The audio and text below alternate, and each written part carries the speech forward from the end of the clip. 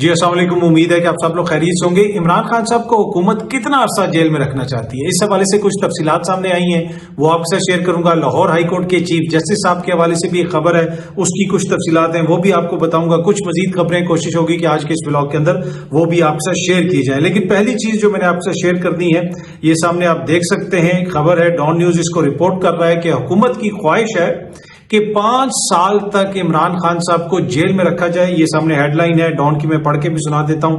Government intends to imprison Imran for 5 years says Ahsan Iqbal. کون کہہ رہا ہے؟ احسن اقبال صاحب نے یہ کہا ہے۔ اس خبر کی اگر آپ تفصیل دیکھیں، ڈان نے اس کے اندر تفصیل سے یہ پورا ان کا جو بیان ہے احسن اقبال صاحب کا، اس کے اوپر یہ خبر رپورٹ کی ہے۔ احسن اقبال صاحب نے کہا ہے کہ ہمیں لوگ یہ کہتے ہیں کہ اگر عمران خان صاحب باہر آئیں گے تو حالات مزید خراب ہوں گے، دوبارہ وہ احتجاج کی سیاست ہوگی، اور اکنامک سٹیبلٹی کے لیے ضروری ہے کہ عمران خان صاحب کو 2029 تک جیل میں رکھا جائے۔ یہ خبر جس طرح انہوں نے رپورٹ کی ہے ڈان نے کہ P M L N government has spoken its mind about keeping founder leader of Pakistan Tehreek Insaf Imran Khan in jail for its 5-year term till 2029 for economic stability۔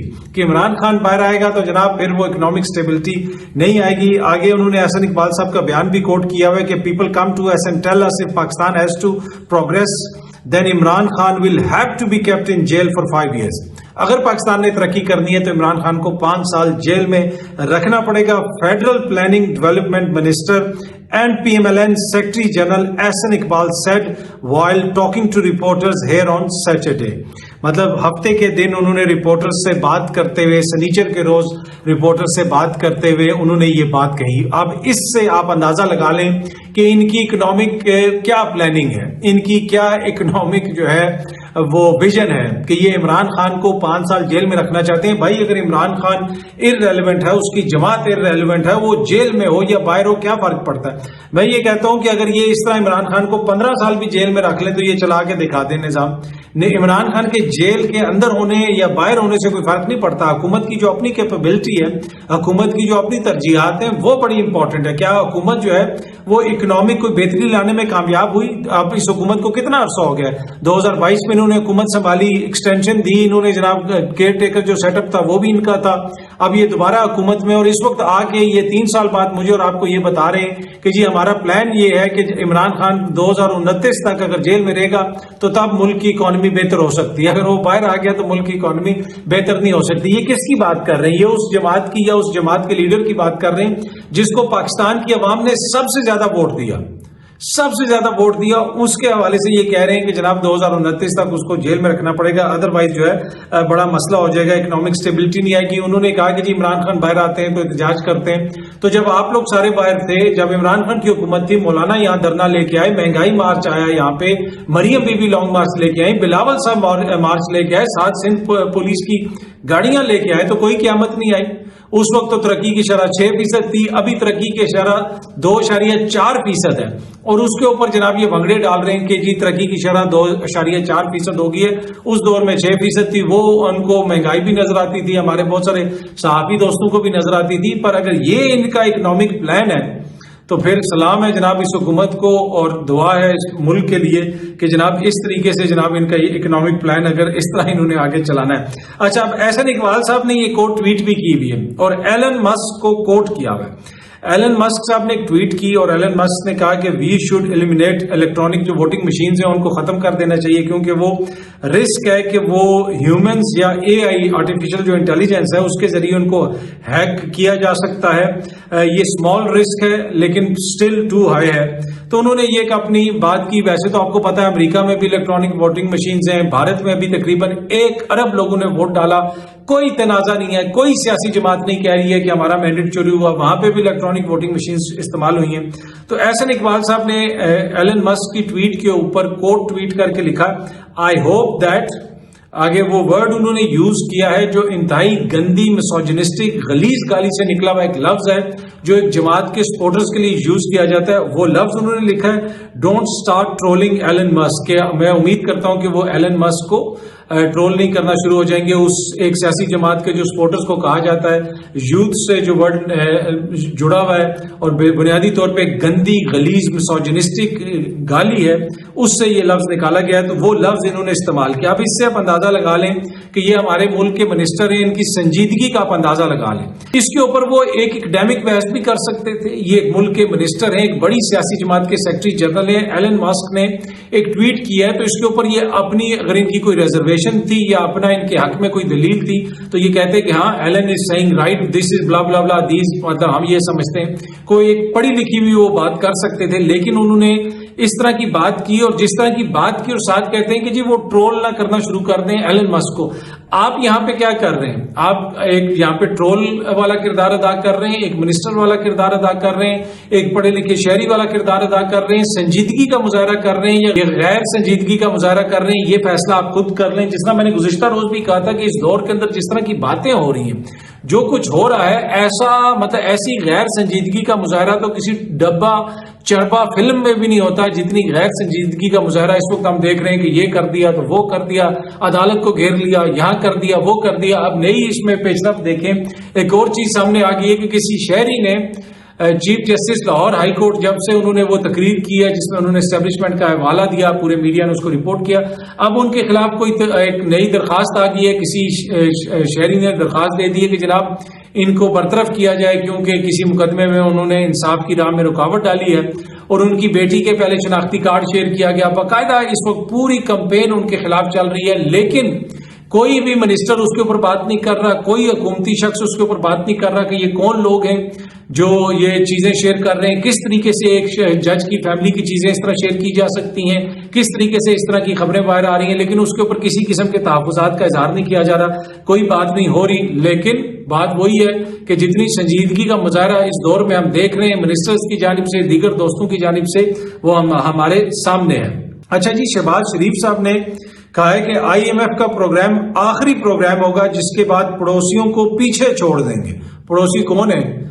चीन भी पड़ोसी है, साथ भारत भी पड़ोसी है, तो मतलब उनको हमने पीछे छोड़ देना है। अब जिस तरह मैंने आपको कहा कि इस तरह की बातें तो किसी गैर संजीदा फिल्म में भी नहीं होती। क्या ये IMF का आखिरी प्रोग्राम होगा? इस वक्त हमारे जो इकोनॉमिक सिचुएशन है वो हमारे सामने नहीं है। बजट भी जनाब IMF की मर्जी से हम बना रहे हैं, और अगला जो प्रोग्राम है वो IMF से हम नहीं लेंगे। हमारी भी ख्वाहिश ऐसी है। वज़ीर आज़म साहब ने कल भी कौम से खिताब किया और दोस्तों की बड़ी तारीफ की, और कहा जा रहा है कि जी $10 अरब की कोई सरमायाकारी एक दोस्त मुल्क लेके आएगा। भाई वो कब आएगी? जो जिनीवा से हमें $10 अरब मिले थे वो किधर गए हैं? उससे पहले जो अनाउंस हुआ कि जनाब वो आज पूरे शहबाज शरीफ साहब गए थे, बिलावल साहब भी गए हुए थे, और पूरी वो जिनीवा कॉन्फ्रेंस के बाद कहा गया कि जी इतने $अरब आ रहे हैं। उसमें से कितने डॉलर आए हैं? 1 अरब आया है, 1 मिलियन आया है, 1 लाख आया है, 1000 आया है, 100 आया है, या $1 आया है? उसका भी कोई रिकॉर्ड दिखा दे, हुकूमत बता दे कितना आया।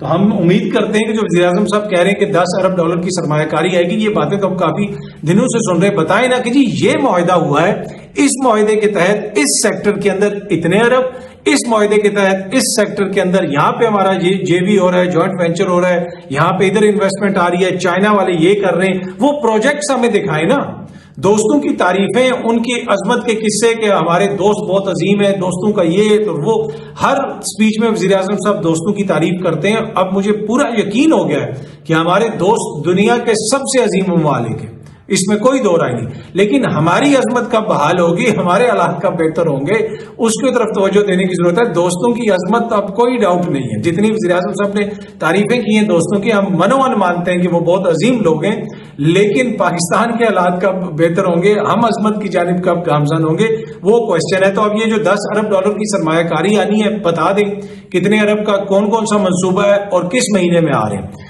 जुलाई के महीने में आ रहे हैं पैसे, अगस्त के महीने में आ रहे हैं, सितंबर के महीने में आ रहे हैं, दिसंबर के महीने में आ रहे हैं। मतलब पूरा साल दे दें, बेशक 31 दिसंबर की डेट दे दें, हमें बता दें कि जी 31 दिसंबर को इतने डॉलर आ रहे हैं, हमें बता दें इस साल कितने डॉलर आएंगे और किस मुआहदे के तहत आएंगे, कौन सा मुआहदा फाइनल हो गया है। अगर कोई एक भी ऐसा मुआहदा है तो खुदारा प्लीज हमारे सामने पेश किया जाए, ताकि हमारा भी जो इस्तराब है, अवाम का जो इस्तराब है, वो थोड़ा कम हो। लेकिन हम उम्मीद करते हैं कि यकीनन ऐसे मुआहदे हुए होंगे, तभी तो वज़ीर आज़म साहब इस तरह की बात कर रहे हैं कि जी एक मुल्क ने 10 अरब डॉलर की सरमायाकारी का वादा किया है, तो किस सेक्टर में किया है, कौन सा मुआहदा हुआ है। हम उम्मीद करते हैं कि वो जल्दी सामने आ जाएगा वो मुआहदा।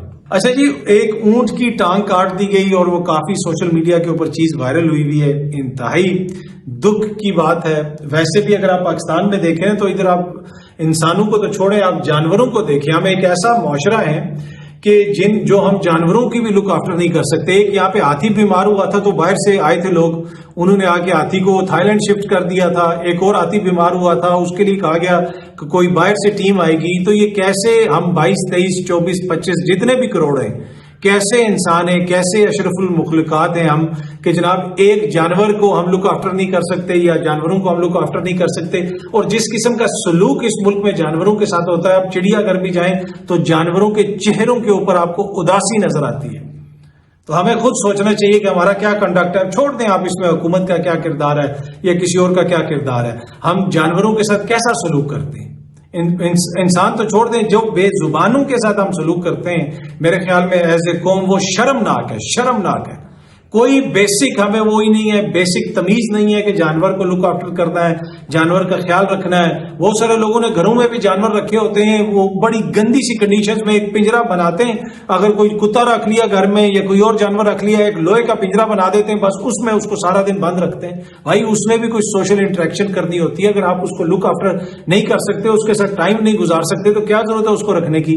तो बड़ा अनफॉर्चुनेट जो है ये एक रवैया है हमारा एज ए कौम, कि जिस किस्म का हम सलूक करते हैं जानवरों के साथ। तो जिधर भी देखता हूं पाकिस्तान में, इंसान तो इंसान, जानवर भी जो है वो उदास चेहरे लेके फिर रहे हैं। पर एनीवे, इसमें हमें देखने की जरूरत है कि हमारा जो रवैया है जानवरों के मुतालिक वो कैसा है, और जो बचपन से हमें पढ़ाया जाता है, हमारे मजहब में बताया जाता है, वो तालीमात क्या है और हमारा रवैया क्या है, उसको सुन के, उसको देख के यकीनन जो है अफसोस होता है। ये जो बात हमने सुनी ऊंट वाली, और इसके अलावा और भी बहुत सारी चीजें हम देखते रहते हैं। अच्छा, अब बजट जो है वो कह रहे हैं जी बजट IMF के कहने पे तैयार हो गया। गुज़िश्ता रात को एक जगह पे मैं किसी अफसर के साथ बैठा हुआ था जो माजी में सेक्रेटरी फाइनेंस भी रहे, बजट की तैयारी में उनका काम वगैरह भी रहा। तो उनसे मैं पूछा कि ये बजट किस तरह बनता है, ये क्या होता है बजट का। तो उन्होंने मुझे बताया कि जी 2 बजट हम बनाते हैं। एक में जनाब हम हर चीज में 50% इजाफा कर देते हैं, और एक में हर चीज में हम जो है वो 25% इजाफा कर देते हैं, और ला के 50% वाला सीधा सियासतदानों के सामने रखते हैं। वो कहते हैं ओ नहीं ये नहीं, जाए आप 3 दिन में रिवाइज करके लाएं। कहते हैं वो चीज हमने पहले तैयार की होती है, वो हम 2 दिन बाद, 3 के बजाय 2 दिन बाद ले आते हैं। कहते हैं ये ले जी हमने रिवाइज कर दिया, अब 25 वाला हो गया। तो वो कहते हैं जी बड़ी मेहनत की है इन्होंने, बड़ा जबरदस्त। अब उसमें वो क्या कहते हैं कि होता किस तरह है कि जी अब ये टायर है, टायर्स की ड्यूटी में मिसाल कर रहा हूं, टैक्स जो है 25% है, इसको बढ़ा के 50% कर दें, ठीक है। अब इसके ऊपर कहते हैं कोई उसके ऊपर एनालिसिस नहीं होता कि इससे मईशत पे क्या असर पड़ेगा, दीगर शोबों के ऊपर क्या असर पड़ेगा, पाकिस्तान की तरक्की के ऊपर क्या असर पड़ेगा, इन्फ्लेशन पे क्या असर पड़ेगा, कोई ऐसा नहीं होता। बस ये 800 आइटम्स होते हैं, वो सामने एक्सेल शीट होती है, और अच्छा इस पे इतना टैक्स है, अब इस पे इतना कर दो, इस तरह कर दो, और इस बुनियाद के ऊपर जनाब वो बजट बनाया जाता है। ये आला तरीन एक अफसर ने जो इस सिस्टम का हिस्सा रहे, जो बहुत सारी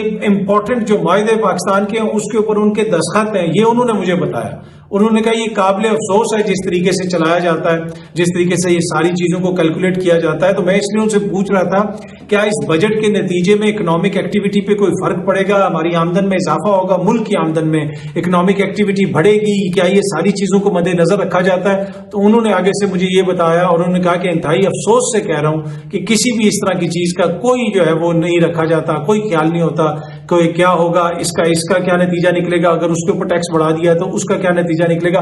वो जब बाद में असरात सामने आते हैं तो फिर जनाब वो दौड़ना शुरू हो जाते हैं इधर उधर के, नहीं जनाब ये तो बड़ा मसला बन गया। अगर ये हालात है हमारे 76 साल बाद भी इस तरीके से इस मुल्क के अंदर बजट तैयार हो रहे हैं कि आपको ना कोई देखना पड़ता है, ना कोई आप स्टडी करते हैं, पहले मुख्तलिफ शोबों की स्टडी करें, उसके हवाले से जनाब सामने रखा जाए कि इस शोबे में अगर इधर हमने टैक्स बढ़ाया तो दीगर शोबों के ऊपर ये असर पड़ेगा, फलानी जगह पे یہ اثر پڑے گا, ایکسپورٹس پہ یہ اثر پڑے گا, امپورٹس پہ یہ اثر پڑے گا, لیکن ان کے بقول اس طرح کی کسی بھی چیز کا کوئی ڈیٹیل, تھوڑی بہت مائنر تھوڑی بہت ڈسکشن ہو جائے تو ہو جائے, کوئی ڈیٹیل انالیسس وغیرہ نہیں ہوتا. تو پھر سرپرائز نہیں ہونا چاہیے ہمیں کہ آج 76 سال بعد ہم کس جگہ پہ کھڑے ہیں. بہت جلدی آپ سب دوستوں سے دوبارہ ملاقات ہوگی. Thank you so much.